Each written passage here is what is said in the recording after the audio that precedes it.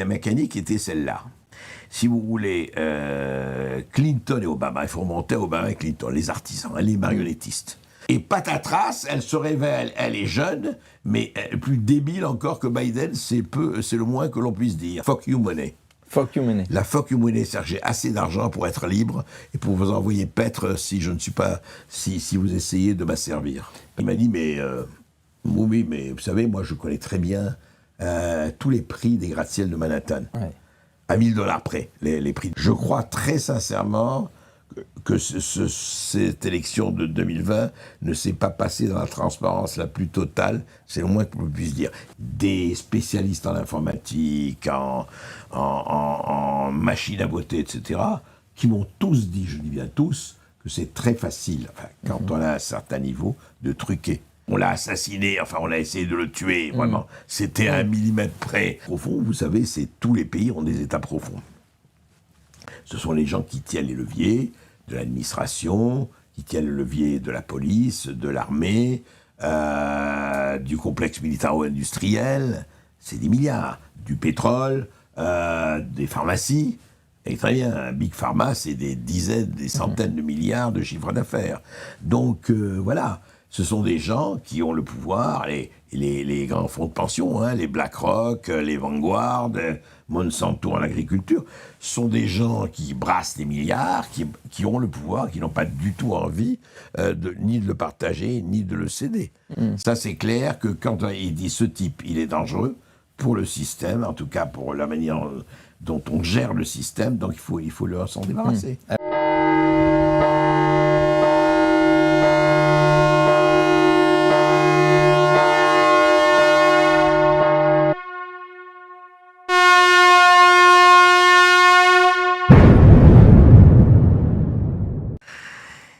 Salut les toxinologues, salut les toxinophiles et salut les toxinolâtres. Eh bien, dans la série des grands entretiens que je suis heureux de faire chaque semaine sur Toxin, les dimanches, bien sûr, eh bien là, un grand entretien, exceptionnel entretien avec Donald Trump, qui est devenu, comme vous le savez depuis quelques jours, président de la République.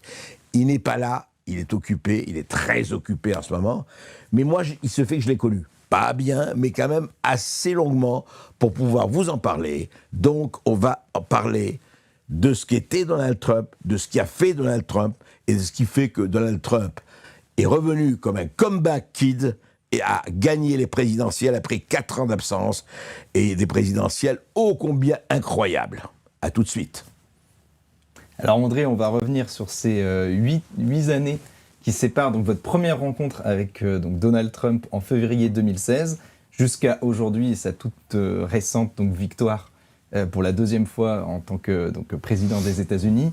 On va parler, je rappelle quand même que vous êtes le seul journaliste européen à l'avoir interviewé aujourd'hui. On va savoir comment vous l'avez rencontré, comment pour vous il a réussi à accéder au pouvoir, aussi votre regard sur l'élection de 2020, où il a perdu face à Joe Biden, aussi sa tentative d'assassinat, donc en juillet. Donc vous avez votre point de vue là-dessus. Aujourd'hui, on le sait, il y a une large victoire de Donald Trump.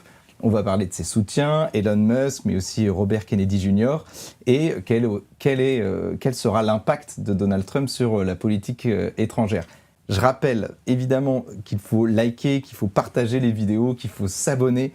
Voilà, et pour les plus généreux, évidemment, il faut faire un don à Toxin. Alors, quel regard vous portez sur cette victoire récente de Donald Trump? On va d'abord regarder une partie de son discours où il parle de l'âge d'or de l'Amérique, le nouvel âge d'or de l'Amérique. On l'écoute. Nous avons surmonté des obstacles. Personne ne pensait que c'était possible. Et surtout, regardez ce qui s'est passé. C'est incroyable.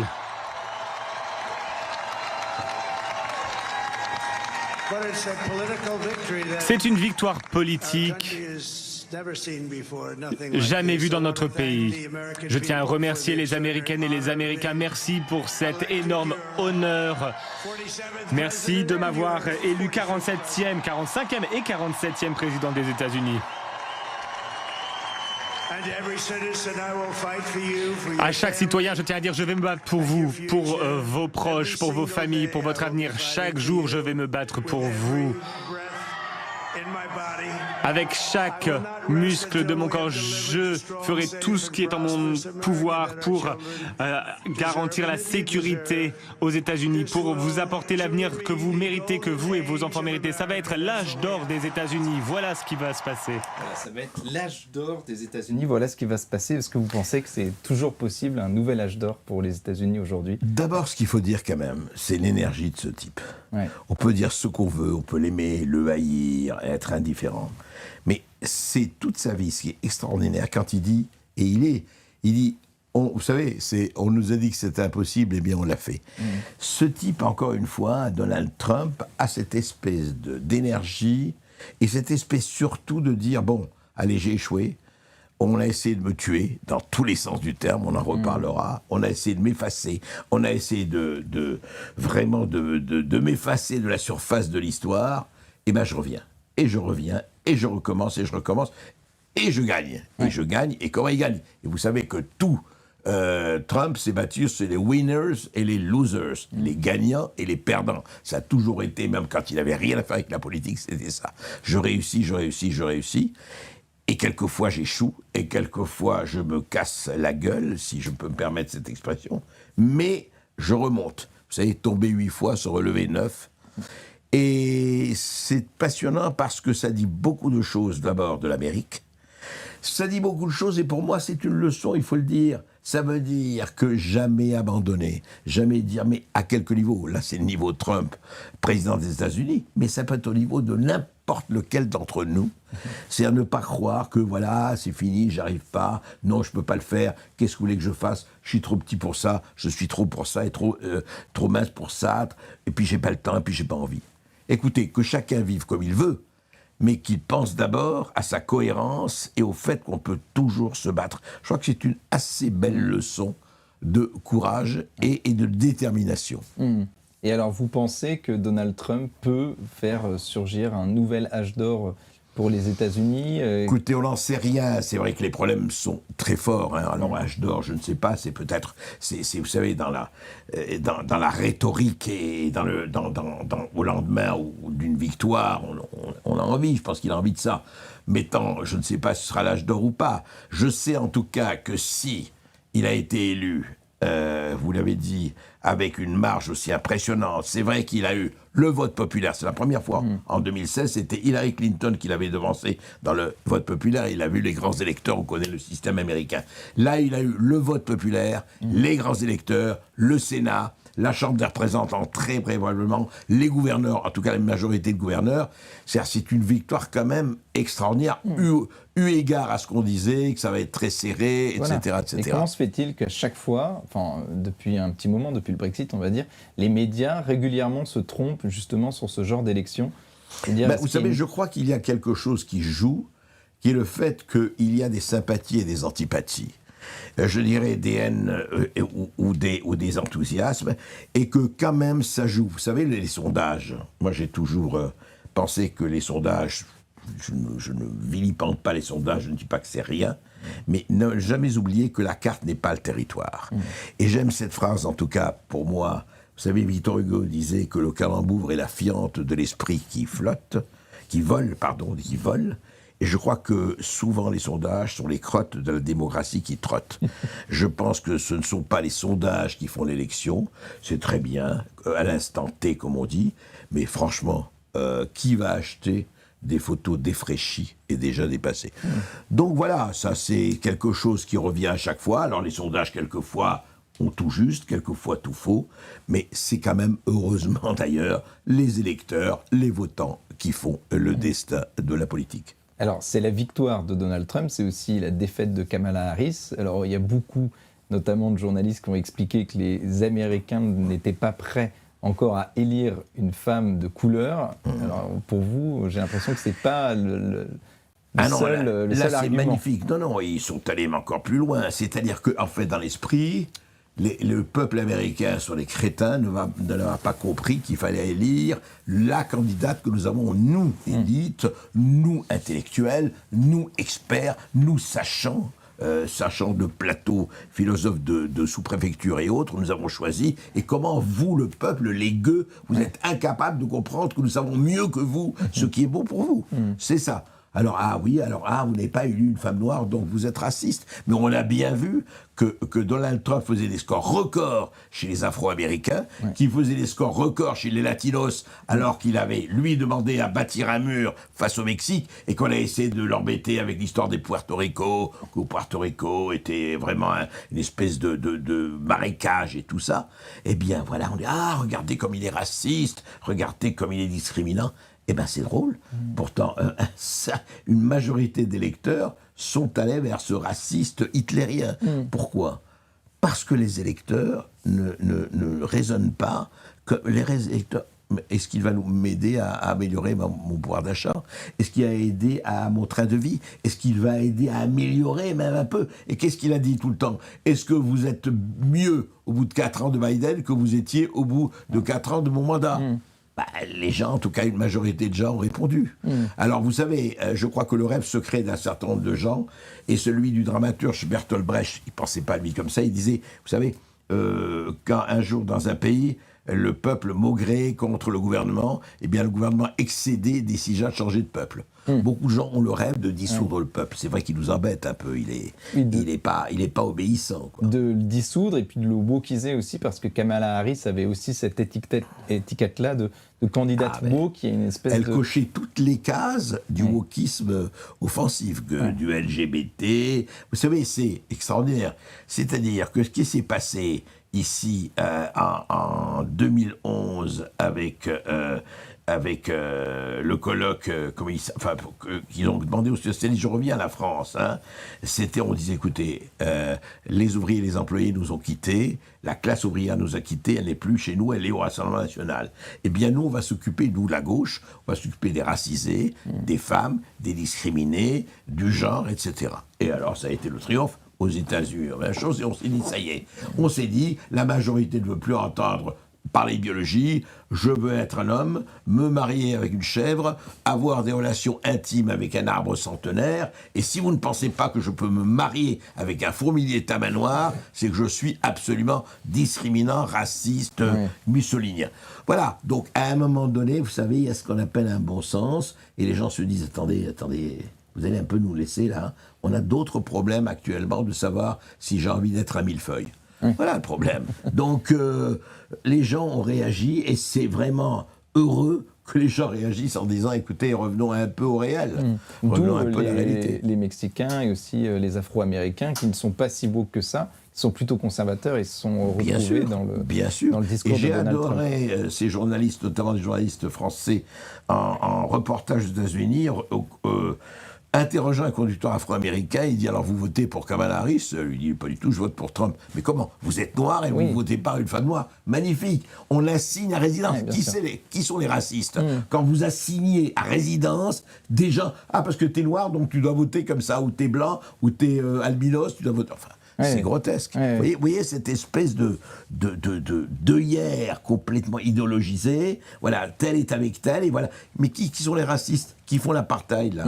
Qui sont partisans de l'apartheid. Et elle a payé aussi donc, le bilan de Joe Biden, qui était pas terrible pendant 4 ans. Elle a été au cœur même de l'administration Biden. Elle l'a payé comment ? Et aussi, justement, tous ces mensonges. On nous disait que Joe Biden n'était pas sénile, puis on s'est rendu compte finalement qu'il n'était pas capable de se représenter. Ça a joué ça dans l'élection ? Oui, moi je crois qu'il y a eu... la mécanique était celle-là. Si vous voulez, Clinton et Obama, il faut remonter à Obama et Clinton, les artisans, les marionnettistes. Ils ont mis Biden, ils savaient très bien, en 2020, l'état de Biden, qui, à la suite d'un vote, qui a été, certains truqués, complètement arnaqués ou pas, je n'ai pas les preuves, mais il y a eu des problèmes, on en reparlera. Mais incontestablement, en 2020, déjà Biden était en état de sénilité, peut-être pas avancé, mais très visible. Et on avait raconté tout le monde, les médias, les politiques, mais non, Biden formidable, il est merveilleux, et tout le monde emboîtait le pas. Bien. Et là, ça allait, et puis voilà, et puis Biden veut se représenter. Et n'oubliez pas que c'est Biden qui a été choisi. Biden, pour 2024, est élu. Et puis, patatras, ils ont accepté le débat en juin dernier avec Donald Trump. Et là, des centaines de millions d'Américains et de citoyens à travers le monde voient un type qui arrive à peine à baragouiner 4 mots, qui ne sait pas ce qu'il dit, etc. Et là, panique dans le camp des républicains, dans le camp des démocrates, pardon, qui disent « Attendez, on ne peut pas laisser ça comme ça ». Donc, dans l'affolement, on se retourne, la vice-présidente Kamala Harris. Certes, elle est peut-être pas le phénix des hôtes de ce bois, mais on va en faire quelque chose. Et patatras, elle se révèle, elle est jeune, mais plus débile encore que Biden, c'est le moins que l'on puisse dire. Et voilà le résultat. Ouais, une déficience intellectuelle. C'est vraiment pour vous, ça. Alors, le reste s'accumule, on peut voir les mensonges et tout ça, parce que quand vous avez le vide et quand vous n'avez rien derrière, eh ben vous faites tout ce que vous pouvez. Et le truc important, c'est qu'il ne parlait que de Trump. Il ne parlait pas de programme, il ne parlait pas de ce qu'on va faire. Elle était incapable de citer des mesures. D'ailleurs, les électeurs de Kamala Harris ont le droit de dire « Mais qu'est-ce qu'elle a fait déjà pendant ces 4 ans et qu'est-ce qu'elle va faire ?» Ils étaient là, la mouche à poule, ne savent pas quoi répondre. Et avec des soutiens aussi du monde du show business. Il y a eu l'affaire P. Diddy en même temps à ce moment-là. Voilà, Est-ce que ça alors il y a joué eu l'affaire Epstein avant, l'affaire Diddy, bon. Il y a un certain nombre de gens, et alors qui sont justement, c'est magnifique, c'est les stars de Hollywood, avec leurs 4 villas de 40 piscines et 4000 hectares, qui évidemment connaissent le peuple très bien, parce qu'ils le fréquentent une fois tous les 4000 ans. Donc voilà, il s'est passé ça, il y a eu ce clivage absolument... et résultat, il y a eu les chiffres qu'on a eus, auxquels personne ne s'attendait. Ouais. Alors on reparlera après des soutiens de Donald Trump, donc Robert Kennedy Jr. et Elon Musk, mais d'abord je voulais revenir sur vous et puis sur votre parcours, même aux États-Unis, parce que vous êtes allé une 50aine de fois aux États-Unis. Oui, tout à fait. Je n'ai jamais vécu aux États-Unis, mais disons que pour moi, depuis toujours, depuis 50 ans, disons, j'adore aller aux États-Unis. Je me fais la route 66, New York, Chicago, Los Angeles et la Californie. Alors, je connais, encore une fois, je n'y ai pas vécu, mais c'est un pays, bon, on ne va pas parler de ce pays qui a le meilleur et le pire, mais le meilleur est formidable. Et je dois dire, par rapport à ce que vous avez dit, en fait, j'ai rencontré Donald Trump, pour revenir à lui, non pas en 2016, mais en 1988. Je faisais un tour du monde des hôtels mythiques, un reportage pour un livre sur les hôtels historiques du monde. Et il y a un hôtel qui mérite de l'aide, c'est le Plaza de New York, qui est tout près, sur la 5e avenue, tout près de Central Park, enfin, à proximité de Central Park. Et il se fait que c'est un ami qui dirigeait cet hôtel, Didier Le Calvez, un ami français, et il m'a dit, ce serait bien que tiens, tu ne vas pas rencontrer le patron, enfin le propriétaire de l'hôtel, Donald Trump. Donald Trump, pour moi, c'était un Bagdad de l'immobilier. Il était connu aux États-Unis, évidemment. Il était déjà très people, il fréquentait les people, mais c'était la personne qui avait construit le Trump Tower à Manhattan, sur la 5e d'ailleurs, qui avait construit d'autres hôtels, enfin qui était déjà l'homme qui avait le vent en poupe, qui était une des espèces de stars du tout New York, on peut dire, voilà. Et donc je rencontre Donald Trump. Déjà Donald Trump, je dois dire, très beau tricophage, parlant, c'est sympathique. Et je me rappelle que à la fin de l'entretien, on parlait, et je lui dis, mais écoutez, vous avez une sacrée tchatche. Je lui dis, voilà, vous n'avez pas envie d'entrer en politique? Il m'a dit, ah, non, il n'est pas question d'entrer en politique. Et il m'a dit, vous savez, les politiques, je les connais très bien, je les paye, moi. Il dit, comment vous les payez? Oui, c'est-à-dire qu'ils me demandent tous des dons, vous savez, pendant des campagnes, et moi je paye tout le monde, comme ça j'aurai le gagnant. Je lui dis, mais jamais vous n'avez pas envie du tout? Il me dit, ah si. Il me dit, peut-être si j'ai peut-être un jour, si je peux être président de la République, pourquoi pas? Et on sait, tout le monde a éclaté de rire, y compris lui. C'est-à-dire qu'il n'y pensait pas, il y pensait comme ça, mais voilà. Et donc, je vous parle de 88, et voilà-t-il pas qu'en 2016, je le rencontre dans son bureau de 4e étage de la Trump Tower, où l'on passe une heure voilà, oui, il me parle un peu de tout. Et c'est intéressant parce que dans l'interview que j'ai eue, il parlait déjà des sujets qui ont été abordés là, en 2024. Et donc, à ce moment-là, c'est qui Donald Trump pour l'Américain moyen en 2016, février 2016? Alors, février 2016, il a déjà commencé en juin 2015 sa campagne électorale. Il est déjà candidat à la présidentielle. Il n'est pas du tout intronisé, mais il est candidat à la présidentielle. Il est très connu pourquoi il est connu des Américains, du grand public? Parce qu'il a été la star d'une grande émission télévisée qui s'appelait The Apprentice, où justement, vous savez, c'était un peu en Amérique 100 fois plus à l'ambition de Bernard Tapie, quand Bernard Tapie avait son émission sur TF1. Et donc, il recevait des gens, il voyait, il les engageait si c'était bon, il les virait, etc.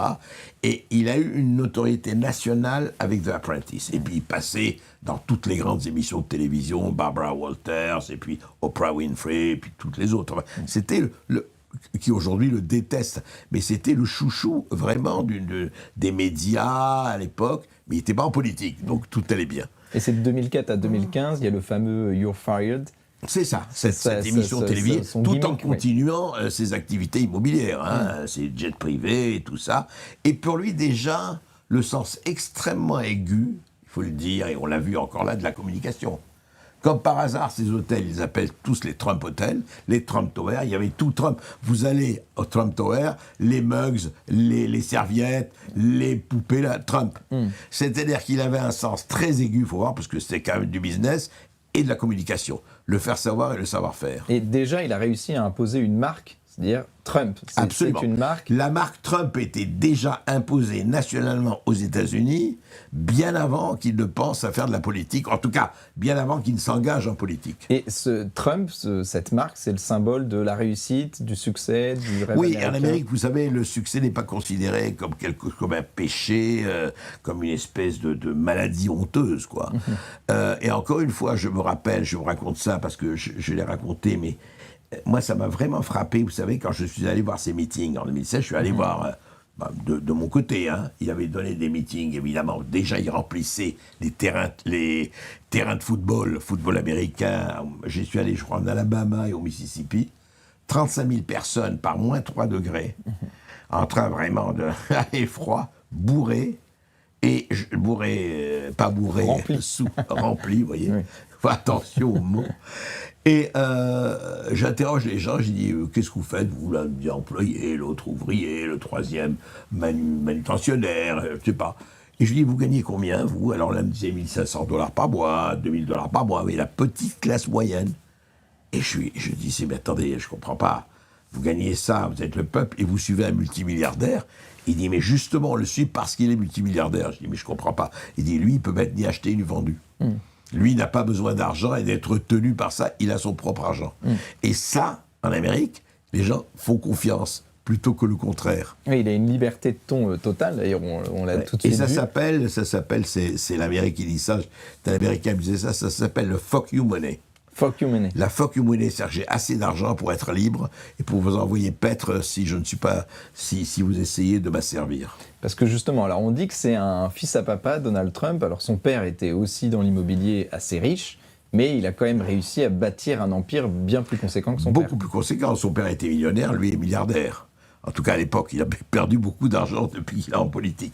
Mais enfin, oui. Et puis lui, alors il était très fier de ça. Il dit, mon père a beaucoup bâti dans Queens, dans le Bronx, autour de New York. Mais lui est rentré dans le cœur de New York, c'est Manhattan. Évidemment, Manhattan, c'est le cœur de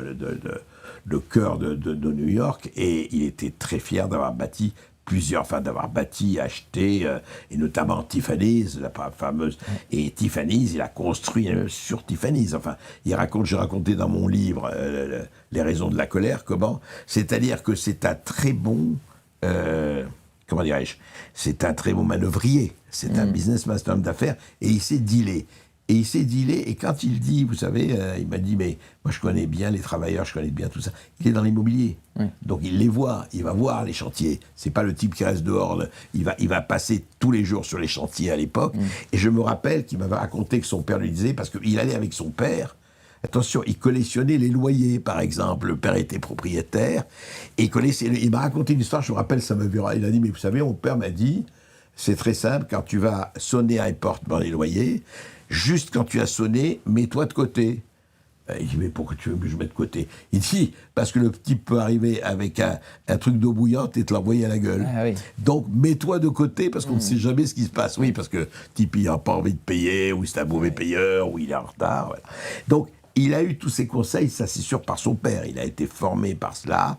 Il a quand même fait l'université, il a fait son service militaire, etc., etc. Bon. Mais voilà, si vous voulez, c'est donc fort de cette expérience. Il est devenu encore une fois une des stars de Manhattan. fréquentant Michael Jackson, fréquentant Mike Tyson, allant au combat de boxe, allant à ceci, cela. Les partis, ils étaient très sains, très, très mondains et showbiz. Mais voilà. Et puis, à un moment donné, il a eu cette... Je ne sais pas eu de révélation, mais il s'est dit, c'est pas possible, ça marche pas ce pays. D'ailleurs, il le disait dans les interviews, ça marche pas. Et puis voilà, peut-être qu'il faut que je m'y mette. Et il était très critique de la politique d'Obama pendant ses mandats. Oui, pendant son mais mandat. même avant qu'Obama arrive, quand je l'ai vu, moi, il était déjà très critique de la politique américaine, de la politique de son gouvernement, de ses gouvernements. Donc à un moment donné, il a dit, il faut que j'y aille. Et voilà, je crois que c'est Obama l'avait un tout petit peu maltraité, je ne sais pas. En tout cas, il s'est dit, j'y vais. Et il a sauté le pas en juin 2015. Parce que c'est un symbole de succès, mais aussi il a planté des boîtes, après il s'est refait, enfin c'est aussi un symbole Il a planté des casinos, voilà. Absolument. Il tombe, il se relève continuellement. Voilà, c'est très important en Amérique, on peut échouer, mais justement on considère qu'échouer c'est pas mal, tu peux te relever, on ne t'écarte pas, il a échoué donc c'est fini, il est mort. Non, c'est pas comme ça, et puis personne n'est mort, on l'a vu, ni en politique, ni d'ailleurs dans les affaires, puisqu'il a été comme ça dans les affaires. À un moment donné, il était en banqueroute, Trump c'est fini, il est mort, on va tout ramasser, et puis il s'est relevé. Déjà en politique, dans les affaires, avant la politique. Donc je reviens à votre interview, on est en février 2016, vous arrivez donc à décrocher cette interview. Comment vous avez réussi à décrocher cette interview? Quelles sont les différentes étapes avant Écoutez, non, c'est très simple, c'était avec quelqu'un, je me rappelle, avec qui je dînais... né à Paris, avec un certain nombre de personnes, et qui me dit, je dis, moi j'aimerais bien rencontrer Trump parce qu'il était encore une fois déjà en campagne. Donc là, il est candidat à l'élection. Il est candidat à l'élection présidentielle. À la primaire républicaine. C'est ça, il est candidat à la primaire républicaine, absolument. Et donc, mais il n'a pas encore remporté la primaire. Voilà. Mais je ne sais plus si, quand je l'ai vu, est-ce qu'il avait déjà gagné la primaire? C'est possible. Je ne sais plus, il faudrait vérifier avec les dates. Je ne sais pas du tout s'il avait gagné la primaire. Mais vous savez, je vous parlerai de la primaire, je l'ai vu ça à la télévision, c'était extraordinaire. Parce que déjà, on voyait comment Trump mettait KO ses adversaires les uns après les autres. Je vous raconte tout de suite, parce que sinon, il y avait Jeb Bush qui s'était présenté face à lui, donc le frère de George W. Et il le regarde, alors, il lui dit, tu sais, Jeb Bush, tu ne seras jamais président de la République. Tu ne peux pas être président de la République. Il dit, mais pourquoi tu dis ça? Mais il dit, parce que tu es low energy. Tu as une petite énergie, t'es pas à la hauteur. Tu sais bien que t'es pas à la hauteur. Alors l'autre se fâche, il dit, mais tu me prends pour qui? Mais ça va pas qui tu es comme ça pour juger. Et d'ailleurs, je te signale que ma mère, Barbara Bush, c'est la plus grande des femmes américaines, elle est formidable. Moi, je viens d'une famille de gens extrêmement forts. Et Barbara Bush, ma mère, c'est la plus grande des femmes américaines. Et là, Trump le regarde, il dit, mais pourquoi c'est pas ta mère qui se présente? C'est elle qui aurait dû se présenter. Marco Rubio, le sénateur Marco Rubio, même chose. Il était dans les primaires américaines. Il avait 8 à 10 personnes contre lui. Enfin, je veux dire. Et il dit, Marco Rubio, je vais te dire, tu seras jamais président des États-Unis. Jamais. Mais ça va pas. Il dit, tu sais que je dis pourquoi? Parce que tu as les mains moites. Ah oui. Tu as les mains moites. Et il prend une bouteille d'eau, tu vois, c'est ça, Marco Rubio. Il prend une bouteille d'eau minérale. Et tu vois, je veux dire, quand tu vas serrer la main aux autres chefs d'État, mais ils vont pas aimer ta main moite. Qu'est-ce qu'il fait? C'est rien, mais ça déstabilise. Oui. Il ne pense pas à ça. Il ne pense pas que quelqu'un, à la télévision, devant 25 millions de téléspectateurs, va leur dire ça. C'est ça, Trump. Oui. Je veux dire, il est brut et il y va. Et il n'a pas peur d'y aller. Et il n'a pas peur d'aller, encore une fois, peut-être très vulgairement, grossièrement, tout ce qu'on veut, mais c'est très efficace. Et donc là, à ce moment-là, vous le voyez pendant 1 heure. Voilà. C'est ça. Donc ça devait durer 1 heure, mais ça a duré plus longtemps finalement. Non, ça devait durer 20 minutes. 20 minutes et ça a duré 1 heure. Et ça a duré 1 heure à cause du... Donc, je vous dis, donc ça a été par amitié, par quelqu'un qu'il connaissait, qui était ses amis, et voilà, ça a fonctionné. Et je me rappelle très bien, quand j'ai téléphoné, on a téléphoné à son secrétariat, parce que moi j'étais à Paris, donc on devait prendre un avion pour New York, et il dit, voilà, vous venez mercredi à telle heure à la Trump Tower. Et je demande, c'est sûr? On me dit, écoutez, c'est sûr ou c'est pas sûr, hein, je veux dire, s'il a un meeting, s'il a un truc, je dis, écoutez, je vais pas aller quand même Paris-New York pour pas le voir. Oui. Et en fait, et puis il m'a dit, écoutez, c'est à vous de voir, si vous n'avez pas envie de prendre le risque, on ne peut pas vous assurer qu'il sera là. J'ai pris le risque, enfin je suis allé, bon voilà, et puis ça s'est passé. Ça a duré 1 heure parce que je lui ai parlé du Bataclan, et là il s'est assis, et puis et il m'a dit ce qu'il pensait de la France, enfin ce qu'il pensait de la situation française, du Bataclan, de la manière dont traitait la violence, du port d'armes, etc., etc., etc.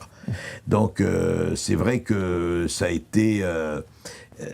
bon, voilà. Et donc je viens, et je me rappelle à ce moment-là, je voudrais dire que effectivement, c'était au tout début des primaires, il n'avait pas du tout été le candidat nominé des Républicains, et je me rappelle vraiment que soit des amis à Paris, soit des amis à New York ou en Californie me disaient « Mais qu'est-ce que tu vas perdre ton temps avec Trump ?» Mais, oui, il se présente, mais bon, ça, c'est rigolo. Enfin bon, on l'aime bien comme homme d'affaires ou comme animateur de télévision, mais enfin, il n'a aucune chance. Hillary a déjà gagné, perds pas ton temps.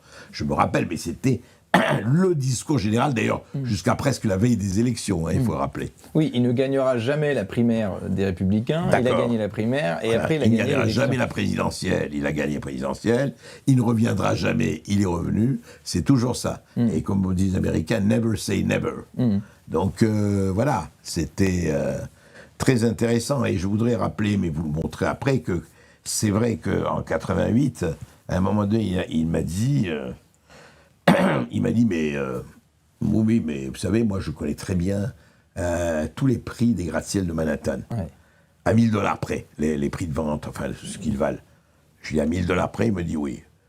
Écoutez, j'y crois pas, enfin, j'ai rigolé. Il me dit, vous ne croyez pas, je ne pouvais pas connaître tous les gratte-ciel de Manhattan, ça n'a pas de sens.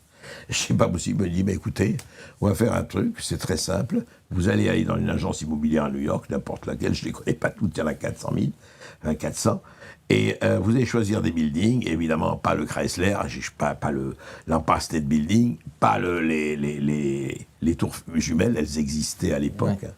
Ouais. Et il m'a dit, écoutez, voilà, vous allez... Et puis, écoutez, je viendrai avec vous et vous m'indiquerez, je vous donnerai les prix.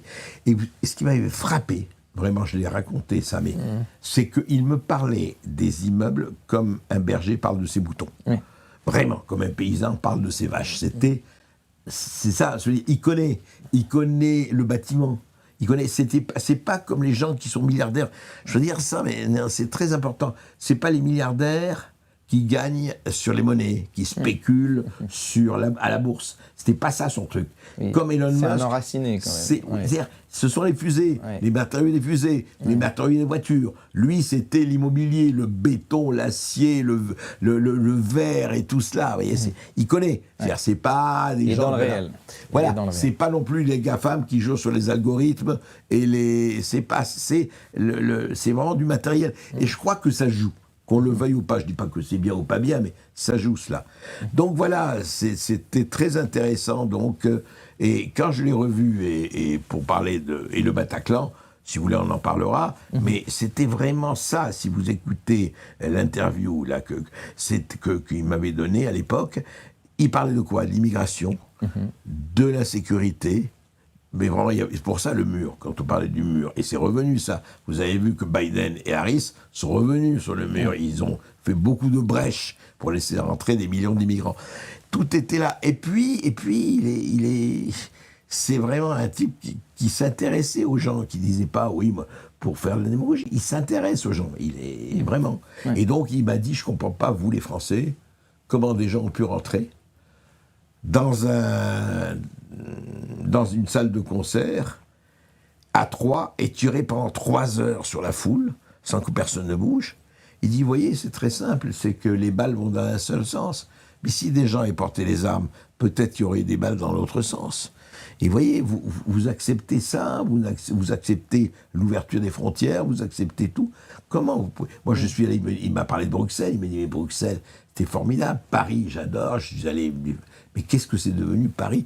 Je vous parle en 2016. Hein.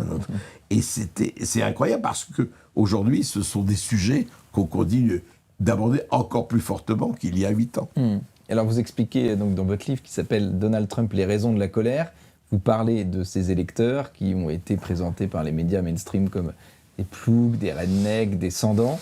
Et quelles sont les raisons de leur colère à ce moment-là ? Est-ce que c'est toujours les mêmes raisons aujourd'hui qui les a poussés à revoter pour Donald Trump ? Totalement, parce que rien ne s'est amélioré. Vous savez, il y a plusieurs choses en Amérique. Il y a l'inflation, le pouvoir d'achat, etc.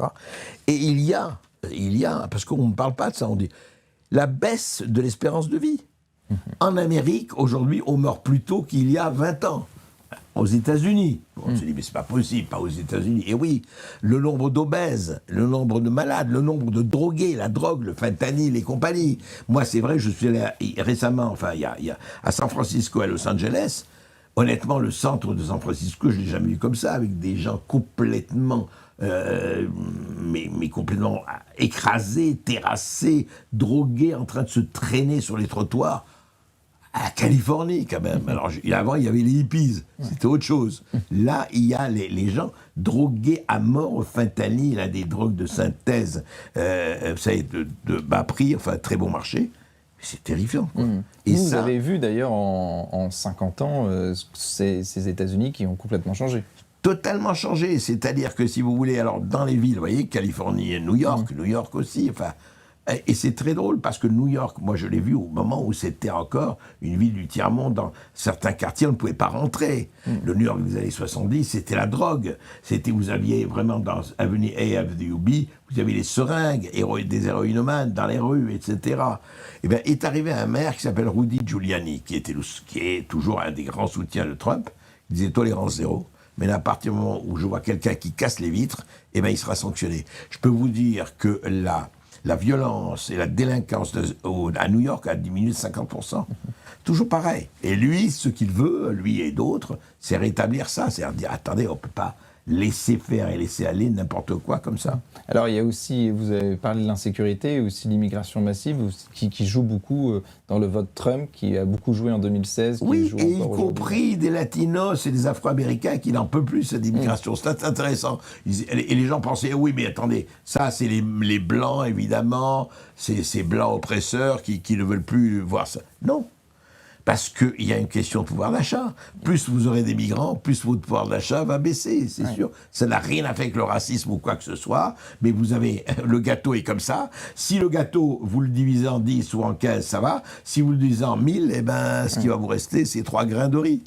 Et c'est la différence entre les nowhere et les anywhere. Là, c'est vraiment... Ça a vraiment marqué ça... En tout cas, je crois que vraiment, la racine, elle est économique. Il faut bien voir que Trump et les autres ont un sens de ce qu'il faut, mais aussi prenez un autre multimilliardaire comme Elon Musk. C'est ce qu'il vous dit. Pourquoi Elon Musk est contre l'immigration? Pas parce qu'il est raciste. Il dit à un moment donné, surtout en Amérique, il dit les immigrants vont redevenir des électeurs et il y aura le parti unique. Aux États-Unis, comme en Corée du Nord, comme en Chine ou ailleurs. Est-ce que c'est ce que nous voulons ou pas? Donc, les questions ont été posées par eux. Et visiblement, les électeurs, en tout cas les Américains, ont répondu favorablement. Alors il y a ça, il y a l'insécurité, l'immigration, puis il y a aussi cette critique de l'establishment, cette critique de l'État profond. Qu'est-ce que c'est cet État profond et comment Trump comment il a réussi à s'en faire le principal opposant? Il l'avait déjà en 2016. Tous les thèmes qu'il aborde aujourd'hui, il les avait abordés en 2015-2016. Le problème, c'est qu'il n'était pas armé pour y répondre. Il n'est pas du sérail. Il n'en connaissait pas les détours. Il arrive, il s'entoure de gens plus ou moins compétents et plus ou moins qu'il aimait plus ou moins. Et l'état profond, vous savez, tous les pays ont des états profonds. Ce sont les gens qui tiennent les leviers de l'administration, qui tiennent le levier de la police, de l'armée, du complexe militaro-industriel. C'est des milliards. Du pétrole, des pharmacies. Et très bien, Big Pharma, c'est des dizaines, des centaines de milliards de chiffre d'affaires. Donc, voilà, ce sont des gens qui ont le pouvoir, les grands fonds de pension, les BlackRock, les Vanguard, Monsanto en agriculture, sont des gens qui brassent des milliards, qui ont le pouvoir, qui n'ont pas du tout envie ni de le partager, ni de le céder. Donc, voilà, lui s'est érigé en disant, non, mais c'est très bien, il n'est pas du tout anticapitaliste, il est milliardaire, mais il dit quel capitalisme on veut. Est-ce qu'on veut le capitalisme de connivence ou le capitalisme bureaucratique qui tient tout, ou on veut effectivement que le peuple ait aussi sa part du gâteau. Et alors pour ça, Trump a été qualifié donc de fou, de raciste, de xénophobe, de mégalomane. Dès le début, il a un traitement médiatique unique. Début, mais attendez, et ça va beaucoup plus loin. Déjà, premier mandat Trump, on l'accuse d'être agent russe ou d'avoir fait des partous à Moscou On l'accuse de recevoir de l'argent de Russie, alors qu'il y aurait beaucoup de choses à dire sur Biden et l'Ukraine, enfin, et Biden et la Chine. Eh bien, on l'accuse de tout ça et on ouvre une enquête. FBI et compagnie. Au bout de 2 ans, non-lieu, il n'y a rien. Il n'y a rien. Et il y a eu un rapport Steele, le rapport d'un monsieur Steele, commandé par Hillary Clinton, visant à montrer, oui, Trump a trempé avec la Russie dans un certain nombre de... Tout ça a été faux. Il y a des bons complots et des mauvais complots, alors. Ah ben, c'est pas qu'il y a des bons complots, c'est que quand vous voulez effectivement éliminer l'adversaire, tous les moyens sont bons, ils sont permis. On l'a vu du côté Fillon. À un degré beaucoup moindre, mais c'était intéressant, Fillon, quand même. Entre le parquet national financier et les emplois fictifs, c'est allé vite aussi. Donc on l'a présenté comme un fasciste, comme un tyran, et ça par 80-90% de la presse américaine. On peut dire oui, 90% de la presse, de la radio et de la télévision, absolument. C'était on ne voulait pas, on voulait de Hillary Clinton. Parce que à Hillary Clinton, le système roulait, voilà, elle faisait partie intégrante du système. Lui, en fait, il avait 2 choix. Ou se dire, écoutez, moi je continue mes affaires, tout ça, tant pis, tant qu'il me laisse faire, ça va. Et il a eu, et je dirais que l'histoire, elle est faite par les gens qui sortent de leur zone de confort. Il aurait pu très bien continuer avec ses 2 jets privés, parcourir le monde, s'acheter des immeubles partout et devenir 10 fois, 40 fois milliardaire. Il a perdu de l'argent d'ailleurs en étant président. Absolument, c'est intéressant. Vous savez, c'est comme les poissons volants, comme disait Audiard. C'est pas la majorité de l'espèce, hein, mais voilà, lui, il l'a fait. Donc, évidemment qu'on l'a traité de tous les noms, et c'était tellement facile, vous savez, traiter quelqu'un de facho ou d'extrême droite, tout ça, comme on traitait à un moment donné quelqu'un de communiste dans les régimes dictatoriaux de Pinochet ailleurs, hein, c'est la même chose. C'est lui qui veut noyer son chien, l'accuse de la rage. Voilà, c'est un vieux système qui marche toujours. Et ce qui est drôle, c'est que vous dites ça marche toujours, et là on nous a refait tout le couplet sur il est comme Hitler, il est fasciste, il est comme Mussolini, alors qu'il avait déjà été 4 ans voilà. Et comme on sait, dans 4 ans, il a ouvert des camps de concentration et des camps d'extermination. On a bien aux États-Unis, les opposants étaient parqués alors qu'on le traitait de tous les noms, alors qu'on a essayé de le destituer 2 fois, alors qu'on l'a assassiné, enfin on a essayé de le tuer, vraiment. C'était à 1 millimètre près en juillet dernier. Dessus, voilà. Donc, oui, et vraiment, franchement, c'est ce que je dis. Attendez, Trump a été président pendant 4 ans, de 2017 à 2021, enfin Vous avez vu quoi? Vous avez vu un nazi au pouvoir? Enfin, c'est n'importe quoi. Donc il est élu le 8 novembre 2016. Là, c'est à la surprise générale quand même que Donald Trump accède donc au bureau ovale, et avec des moyens de communication complètement nouveaux, parce qu'on dit que c'est le début de l'ubérisation en fait de la vie politique, enfin de la communication politique. Parce que lui, il a donc son compte Twitter, il a ses réseaux sociaux, et il court-circuite les médias traditionnels. Alors, c'est très intéressant. Il lui-même a parlé dans l'entretien que j'ai donné, ce qu'il appelait la désintermédiation. C'est-à-dire qu'il a compris très vite, déjà en 2016-2015, il a dit, les gens sont contre moi, la télévision, enfin, la majorité contre moi, etc. Donc, comment je vais faire? Les réseaux sociaux. Et c'est lui qui est le premier à utiliser de manière massive et forte les réseaux sociaux, Twitter, Facebook, Instagram, enfin tout ce qu'il y avait à l'époque. Hein. Et il a utilisé à fond, et ça a été une des armes de son élection. Parce qu'il a parlé d'abord beaucoup aux jeunes aussi, mais pas seulement. Et donc il a dit, puisque la presse, les médias sont contre moi, eh bien je vais désintermédialiser, je vais fonctionner sans intermédiaire, du politique aux électeurs. Et ça lui a réussi. Et aujourd'hui, même chose, et il a fait avec en plus les podcasts. Aujourd'hui, ça a été les réseaux sociaux en 2016, les podcasts ont joué un rôle encore plus important, il faut partie des réseaux sociaux, en 2024. Et ça a été une de ces armes, effectivement. Si vous voulez, le paysage est le même. Anti-Trump à mort, et lui contournant, etc. La grande différence, et je crois que ça a beaucoup joué, c'est les gens qui l'entourent. À l'époque, il y avait Mike Pence, John Bolton, des gens comme ça, des va-t-en-guerre plus ou moins néoconservateurs, plus ou moins... Mais là, c'était plus ça. Quand il a eu Elon Musk, Quand il a eu Robert Kennedy Jr., c'est pas du tout les mêmes. Ce sont des gens qui ont réussi, pas du tout les mêmes. Voilà. Oui, donc il a changé complètement. Et puis il a appris. Il ne connaissait rien. C'était un type qui arrivait à Washington. Il a jamais vécu à Washington. Jamais. Il vivait à New York, mais c'est pas du tout la même chose. Il était à New York, jamais il avait. Donc, pour lui, il découvrait et il a fait des erreurs. Il s'est entouré de gens, il s'est fait avoir sur un certain nombre de choses et puis il réalisait pas. Puis à un moment donné, il réalise. Et justement, quel est le bilan de Donald Trump de son premier mandat, donc de 2016 à 2020, enfin 2000. Écoutez, je n'ai pas les chiffres pour vous donner tous les chiffres, mais enfin, c'est un bilan en tout cas. On le dit, il n'y a pas eu une guerre déclenchée pendant les 4 ans où il était là. Et puis, il a quand même, on l'a vu sur le plan de la politique étrangère, il n'hésitait pas à aller voir Kim Jong-un. Son premier voyage, c'est en Arabie Saoudite. Premier voyage en tant que président de la République, il va en Arabie Saoudite pour discuter avec Mohamed Ben Salman et compagnie. Ça, c'est sur le plan de la politique intérieure. Écoutez, les gens que l'on interrogeait disaient oui, on était quand même mieux sur Trump que sur Obama. Alors qu'Obama, on disait oui, c'est un Afro-Américain, disant il va nous. Voilà. Alors je ne vais pas faire un bilan parce qu'il faudrait 3 heures pour faire un bilan, mais je crois que le bilan, en tout cas, a été considéré. Je ne suis pas américain, je ne vis pas en Amérique, comme plutôt positif. Il a régulé aussi l'immigration, et puis à ce moment-là, il y a eu de la croissance, et puis le chômage était au plus bas. L'inflation a été nettement moins grande, le chômage était moins grand. Alors, qu'il y avait des difficultés, bien sûr, il n'a pas fait de l'Amérique un paradis, c'est dire. Mais en tout cas, il est perçu comme quelqu'un qui n'a pas démérité, qu'il soit sur le plan économique ou quoi que ce soit sur le plan politique ou autre.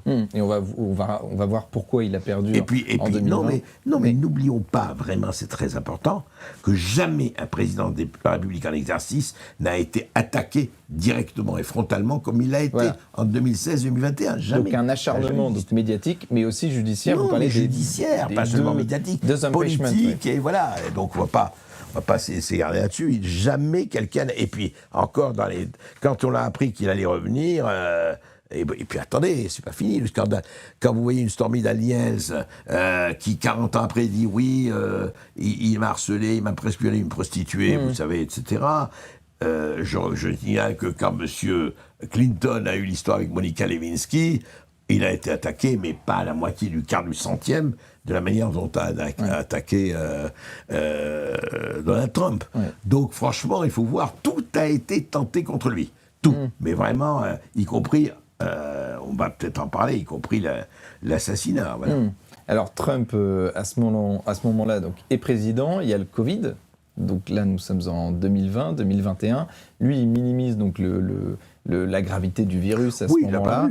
Et on dit que sa gestion de la crise sanitaire a divisé dans l'opinion publique. Qu'est-ce que vous en pensez ? Est-ce que ça a joué dans sa défaite de 2020 ? Pas forcément. Je ne sais pas. Je ne peux pas affirmer que ça a été. Mais c'est vrai que lui, comme tout le monde, a pensé que à l'époque du Covid, oui, c'était une pandémie. N'oubliez pas qu'il y avait Fauci, le fameux docteur Anthony Fauci, lequel Anthony Fauci a dit c'est fini, attention, rappelez-vous, confinement et compagnie.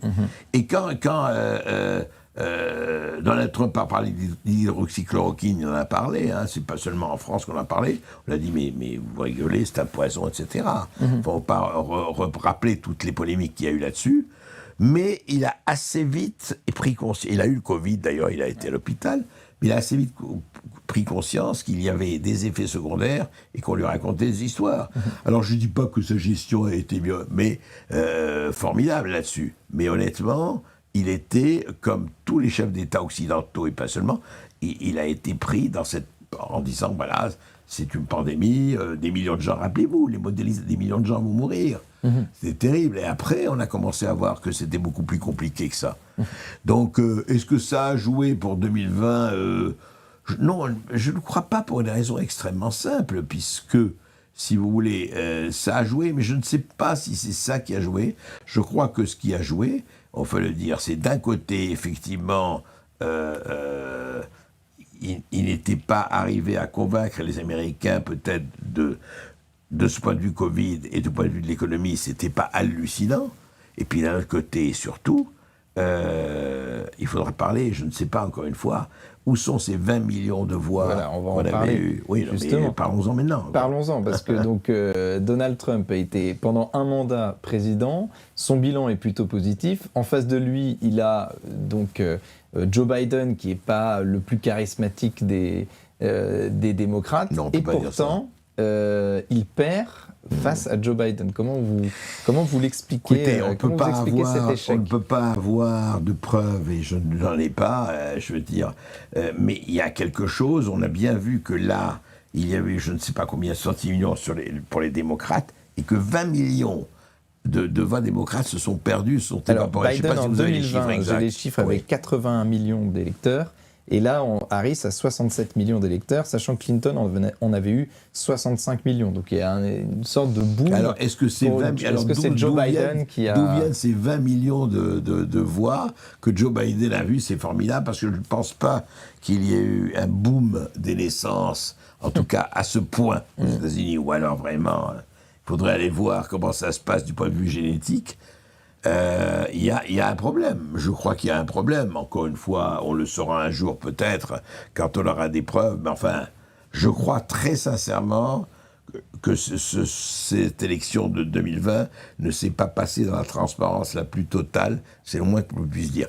Et j'ajoute quand même, que j'ai beaucoup reçu, moi, dans ma vie de journaliste, et puis récemment, dans ma vie d'animateur, etc., des spécialistes en informatique, en machines à voter, etc., qui m'ont tous dit, je dis bien tous, que c'est très facile, enfin, quand on a un certain niveau, de truquer. Si vous voulez, moi personnellement, je dirais que j'interdirais complètement le vote électronique. Complètement. C'est le vote papier, à bulletin, en un jour, où on vient, où on se présente. Comme en France. On les procure, comme en France.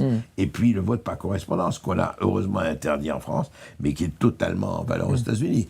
Et j'ajoute quand même qu'aux États-Unis, vous avez 13 États, on ne vous demande pas, parce qu'il faut, qu'on ne vous demande pas votre carte d'identité. Alors que vous allez aux États-Unis, vous êtes avec une fille de 20 ans ou 21 ans, elle demande un jean fees, on dit on vous demande votre carte d'identité, sinon on ne vous le sert pas. Et que deuxièmement, et surtout, en Amérique, et j'ai un ami qui a voté en Californie, qui m'a raconté, il a dit, il fallait que je parle là, il y a 2 ou 3 jours, ou avant, parce qu'ils votent en avance en Californie, comme vous savez. Les lois américaines sont spéciales, hein, chaque État fait ce qu'il veut. C'est pas fédéral, c'est étatique, c'est pas par État américain. Et il est allé, il a présenté son bulletin, et il a dit, voilà, ma carte d'identité. Il a fait, il a dit, non, je ne veux pas le voir. Bon, vous ne voulez pas le voir, c'est ma carte d'identité, je la donne comme on fait chez nous, etc. Ah non, je ne veux pas le voir. Parce que le gouverneur de Californie a dit, interdiction de demander les cartes d'identité. Vous voyez où on arrive? Interdiction en Californie de demander les cartes d'identité de gens qui vont voter pour leur président, pour leur sénateur, pour leur gouverneur. Hallucinant, quoi. Sachant qu'il y a une explosion aussi du vote par correspondance pendant le Covid, justement, pendant l'élection. Bah, bien sûr, mais alors, attendez, vous allez dans les EHPAD, vous réalisez, il dit, maman, t'inquiète pas, allez, je vais remplir pour toi. Enfin, c'est... Oui. La vente pour correspondance est potentiellement génératrice d'énormément de bavures. Et donc, Joe Biden, à ce moment-là, est président des États-Unis. Donald Trump continue de le critiquer, continue de critiquer sa politique. Elle l'appelle Sleeping Joe déjà. Il le critique. Lui, il est toujours harcelé médiatiquement, mais aussi juridiquement. Il va même à un moment, il a une photo de lui, il va en prison. Enfin, en tout cas pour un. Oui, en tout cas, il est convoqué au tribunal. Voilà. Non, il n'est pas allé en prison. Mais il est convoqué au tribunal. Oui, il a passé peut-être quelques heures. Voilà. En prison, il a une photo de lui. Oui, tout à fait. Tout à fait. Ah oui, non, ils ont tout essayé. Ils voulaient non seulement le mettre en prison pendant, je ne sais pas, des années, le ruiner. Ils ont tout fait pour le ruiner, pour que ses affaires, qu'il soit à zéro. Vraiment, ils ont tout essayé, absolument. Ça, c'est clair que quand il dit ce type, il est dangereux pour le système, en tout cas pour la manière dont on gère le système, donc il faut s'en débarrasser. Alors, tout essayé, justement. Alors, le 13 juillet dernier, On est à Butler, en Pennsylvanie. Il est victime d'une tentative d'assassinat par un homme âgé de 20 ans. Puis il a eu une tentative d'assassinat présumée, lui, dans son golf. C'est en Floride en septembre. Et il y a un homme aussi qui a été arrêté avec des armes en marge d'un meeting de Trump, donc en Californie. Ça, c'était en octobre. Quel regard, justement, vous portez sur ces différentes tentatives d'assassinat ? Écoutez, il y en a une, en tout cas, qui est flagrante. C'est cette histoire de Butler en Pennsylvanie, où on voit très bien, on a vu partout, ça a été partout, où quand même le Secret Service, c'est un ancien président, c'est un candidat à la présidentielle, je veux dire, il n'y avait pas, c'était pas dans une ville absolument peuplée de maisons de gratte-ciel, et il y avait un toit qui n'était absolument pas protégé, qui était à 200 mètres de là où il était, quand il faisait son meeting. C'est quand même hallucinant. Et que les policiers étaient en bas, ils ne sont même pas montés. Enfin, franchement, là, on ne peut pas dire qu'il y a eu complot, mais il y a eu de la part du Secret Service et des gens de la sécurité une négligence qui vire quand même à la perversion. Quoi. Une négligence voulue ou pas voulue, ça, personne ne le sait. On le saura, il y aura peut-être une enquête, on le saura. Mais enfin, il est scandaleux qu'il y ait eu ça, parce que c'était très facilement protégeable. Tous les gens qui sont allés voir, tous les gens qui ont fait l'enquête ont dit, c'est hallucinant qu'on n'ait pas mis des snipers, vous savez, les tireurs d'élite, sur ce toit-là, qui était, c'était vraiment, c'était le tir au pigeon, quoi. C'était la foire du trône. Et les autres tentatives d'assassinat, c'est aussi lié au fait qu'on érige Trump comme un danger pour la démocratie, comme les États-Unis. Un homme à abattre, un danger public. Cet homme, c'est dans le Far West, on aurait mis des affiches, vous savez, mort ou vif, quoi. Et récompense tant. Voilà, c'était ça, bien sûr. Alors, on va parler aussi des soutiens de Donald Trump. Vous avez parlé d'Elon Musk. On va regarder une vidéo de lui qui parle justement d'Elon Musk. C'était dans son discours après sa victoire. D'accord. Tout le monde a été formidable. Tout le monde est spécial sur cette scène. Et Elon. Ah oui, on a une nouvelle star. Une star est née, Elon.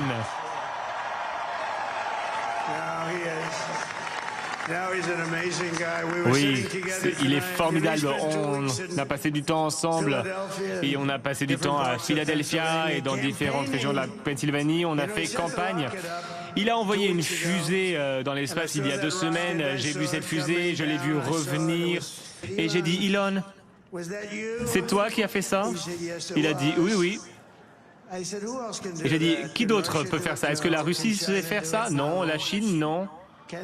Est-ce que les États-Unis sont capables de faire ça sans toi? Non, non, non. C'est pour ça que je t'aime, Elon. Voilà, donc il parle d'Elon Musk, c'est pour ça que je t'aime, Elon. C'est un atout pour Donald Trump d'avoir eu Elon Musk dans sa campagne. Un atout, et c'est 2 entrepreneurs milliardaires qui se passent, mais c'est pas les milliards qui l'excitent là-dedans. C'est d'être capable de faire ce qu'il a fait, et c'est vrai. Quand on voit que Elon Musk, entreprise privée, va plus loin que la NASA, et a mis vraiment ridicule, excusez-moi, Arianespace et Soyouz. Et je me rappelle qu'Arianespace, au début, quand ça a commencé, SpaceX, ça ne marchera jamais, c'est ridicule et tout ça. Et que ce type... Et je dis, il faut lire, je le répète, il faut lire la biographie de Elon Musk par Walter Isaacson, qui est un ancien rédacteur en chef du New York Times et directeur de CNN. Il raconte une biographie très forte, mais je la conseille à tout le monde. Il raconte comment Elon a travaillé. Il a 52 ans, 53 ans aujourd'hui. Comment il s'est mis et comment ses ingénieurs lui disaient « Mais non, on ne peut pas faire ça comme ça, c'est pas possible. Si, il pouvait diminuer les tourelles d'acier, il pouvait changer. » Ça veut dire qu'il apprend, il couche à l'usine, il travaille là-bas, il voit ce qui se passe. C'est pas seulement l'homme d'affaires qui regarde et qui dit de loin « Oh, bah écoutez, débrouillez-vous. » Non, non, c'est comme ça. Comme Trump allait voir ses ouvriers au bâtiment, etc. Donc, effectivement, ils sont fiers de ça parce que ce sont des réalisations. C'est pas seulement des spéculations, ils font des choses. Voilà, alors, c'est un winner aussi. Aimer. Oui, c'est quelqu'un qui a foncé après avoir aussi beaucoup perdu à des moments. Ça marchera jamais, ton Tesla, ça marchera jamais, ta voiture électrique, ça vaut rien. les SpaceX au début, mais 4 fois ils ont échoué. Hein. 4 fois, je me rappelle, ils ont dit bon, et on arrête. Non, il a dit on va continuer.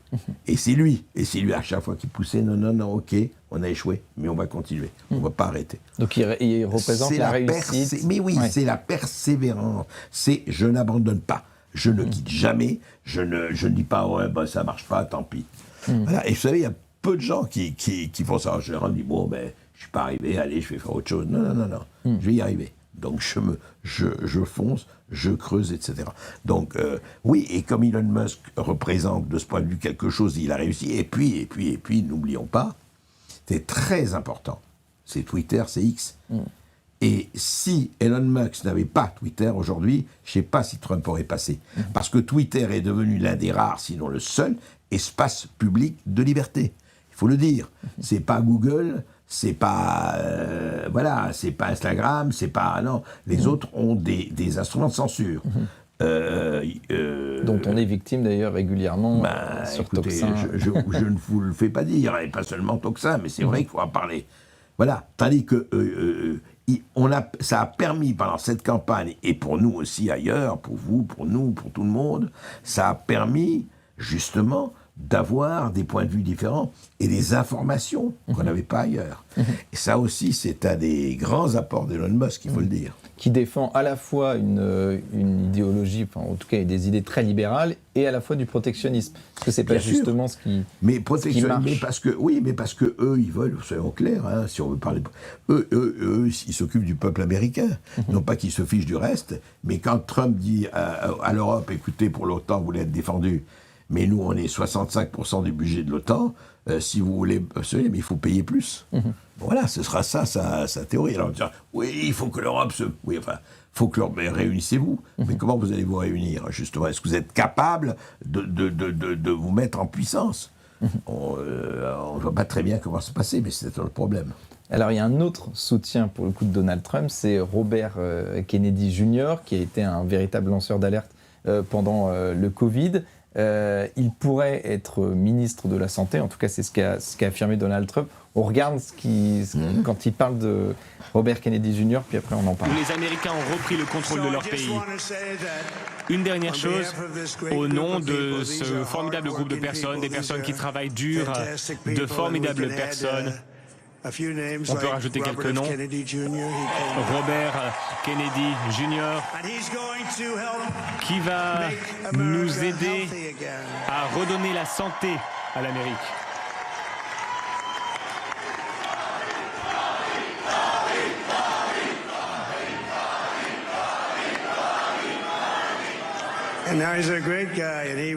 Il est super et vraiment, il souhaite faire différentes choses. On va le laisser faire. Bobby, tu me laisses le pétrole, on s'occupe du pétrole. On a plus de pétrole que tous les autres pays du monde, plus que l'Arabie Saoudite, on en a plus que la Russie. Alors Bobby, ne touche pas au pétrole. Mais à part le pétrole, fais ce que tu veux, éclate-toi. Fais ce que tu veux, éclate-toi. Ça c'est du Trump, ça c'est du Trump pur jus, comme on dit. Donc fais ce que tu veux, éclate-toi. Big Pharma est menacé par l'arrivée de Kennedy. Et surtout, c'est là où Robert Kennedy a fait la chose, et Big Pharma aussi, mais non. Et puis la santé, comment on nourrit les Américains, comment on nourrit les gosses. L'obésité terrifiante, d'ailleurs, pas seulement en Amérique, mais ailleurs.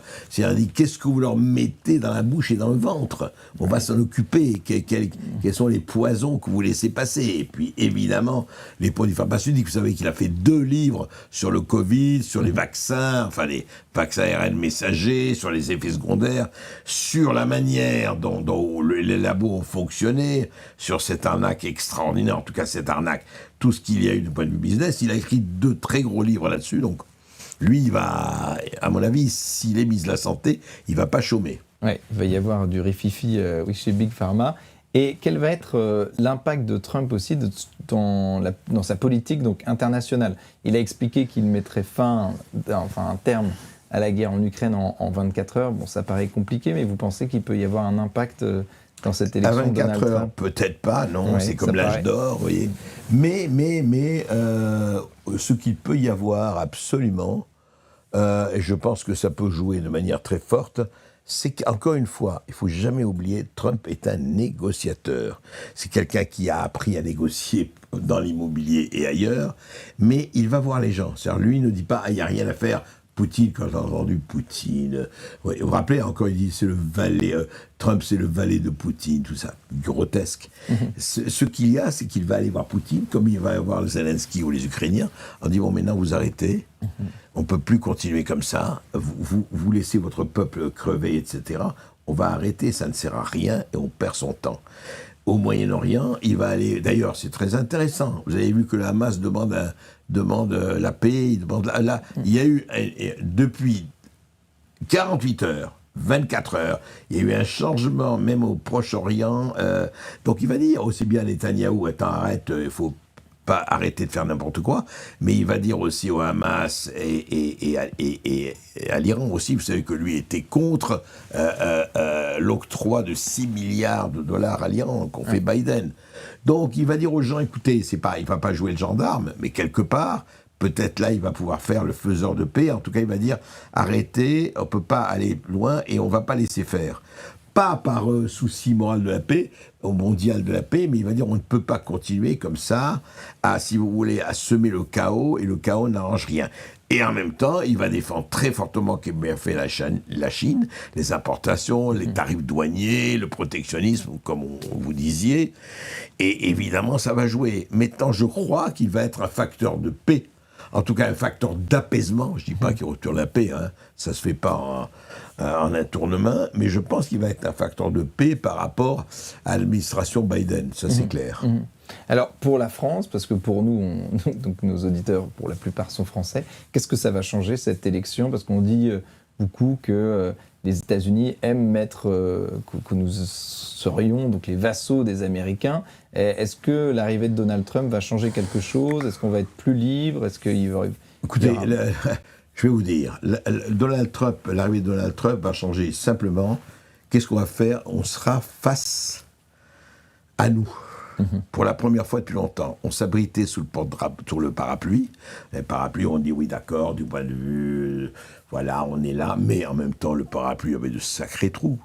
Quand l'Allemagne achète des F-16, des F-15 et pas des Rafales, quand on voit que beaucoup de pays, en tout cas, vaquent à leurs affaires et à leurs intérêts, quand on voit qu'il n'y a pas une politique étrangère, ou en tout cas une politique européenne qui est totalement, je veux dire, asservie et en tout cas soumise à l'Amérique, en tout cas à l'Amérique de Biden et au régime américain, et qui considère la Russie comme un ennemi.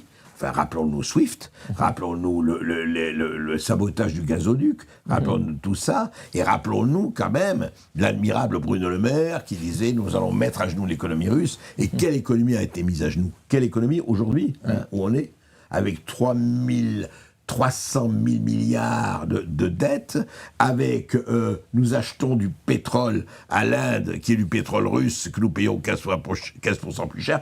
Nous achetons du gaz de schiste, du gaz naturel liquéfié à l'Amérique, qui les transporte par méthanier. En parenthèse, les méthaniers et les paquebots font du CO2, en tout cas du gaz à effet de serre, beaucoup plus que n'importe qui. Que nous continuons, au nom de la transition écologique, à être le crétin maillot jaune contre le CO2, par rapport à la Chine, l'Inde et la Russie, que sont responsables de 65% de l'émission de gaz à effet de serre. Sauf que, évidemment, ça s'arrête et à la frontière, comme Tchernobyl, comme l'explosion de Tchernobyl. Donc, si vous voulez, en fait, moi je crois que, je ne sais pas ce que Trump va faire, point de vue politique étrangère, mais je crois qu'il nous met face au réel. Et franchement, je reviens à ça, il nous met face au réel. Est-ce que nous aurons la capacité et les personnes qui vont vraiment se dire, bon, l'Europe aujourd'hui, est-ce que l'Europe existe? En tout cas, l'Europe telle qu'elle est. Moi, je me pose des questions, je ne suis pas sûr du tout.